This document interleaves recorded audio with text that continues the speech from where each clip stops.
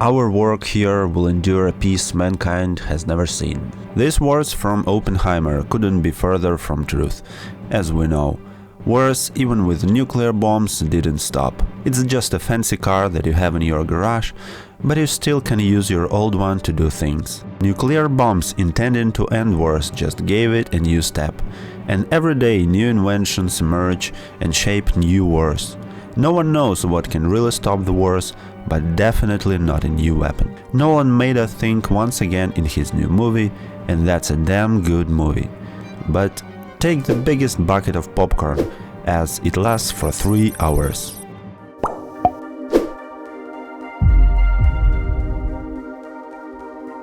Well, hello, beautiful.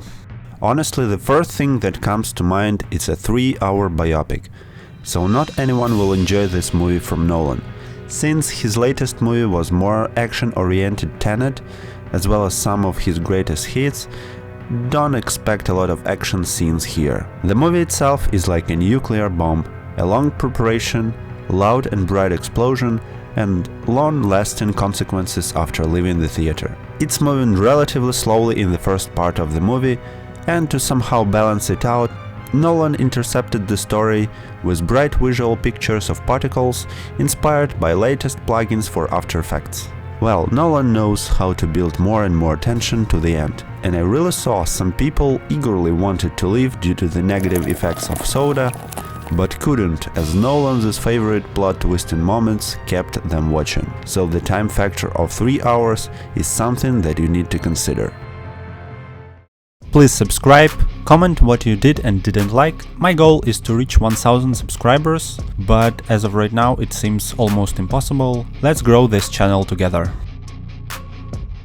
Plot in a nutshell is a biopic of Robert Oppenheimer.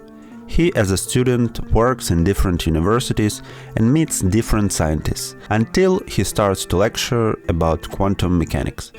His circle of communication involves a lot of communists, which will only hurt him later. At some point he is approached by an army man and asked to lead the project of creation of the nuclear bomb.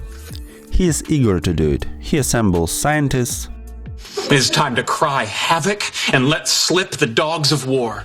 Builds a city in the desert and starts the research. It was a search in the dark, so scientists had disagreements and it wasn't an easy ride. After 3 years and a couple $1 billion, they successfully tested it. 2 bombs were used on Japan, and as we know, it is a terrible thing to do.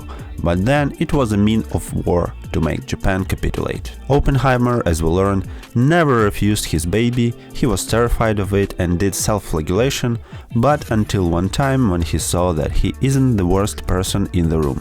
After that he accepted the glory and tried to use it for good, but once he offended some Washington politician, so the latest started a whole plot against him.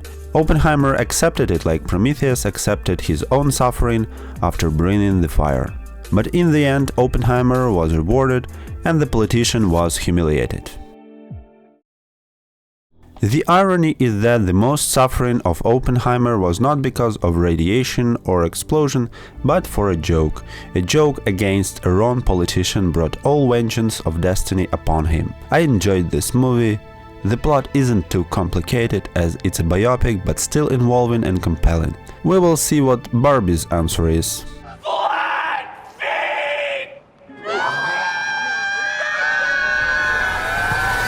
But I need to mention that this movie feels really similar to A Beautiful Mind with Zeus and Imitation Game with Doctor Strange. Similar environments and pretty similar color palette.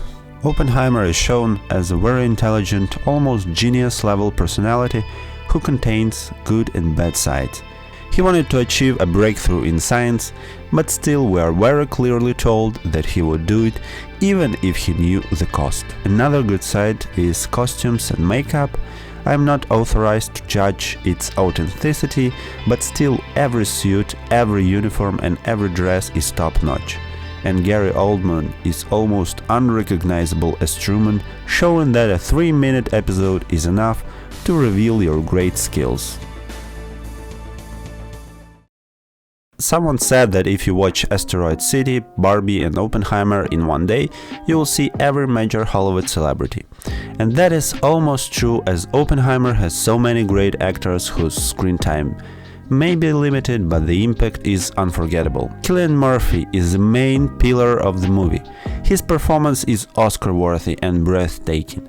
I was blown away. He looks stunning. Thomas Shelby isn't forgotten. Besides, he looks pretty similar to real Oppenheimer. In other words, casting couldn't be better. His acting is on the other level for me. I remember him working with Nolan playing Scarecrow, where he was just a side villain, and now he leads his own movie. The man has come all the way. Matt Damon plays a strict, stubborn army man who wants to become a general after this project. I liked him playing something like that, unlike his typical kind of a good guy. Well, it's close to being nominated for Oscar, but we will see if it's enough. I want to point out others who did a great job. Of course, Robert Downey is perfect, Emily Blunt as always outstanding, Rami Malek had the smallest role but the great impact on the movie, and a long list of other actors nailing the role.